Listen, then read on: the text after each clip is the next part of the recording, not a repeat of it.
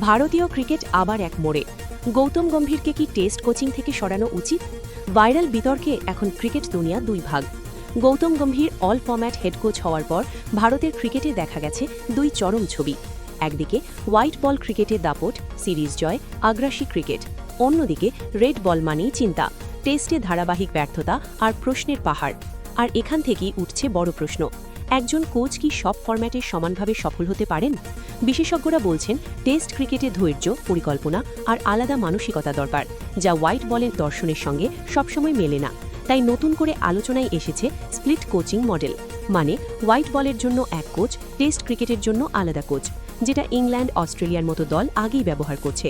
প্রশ্ন একটাই, ভারত কি অবশেষে সেই পথে হাঁটবে?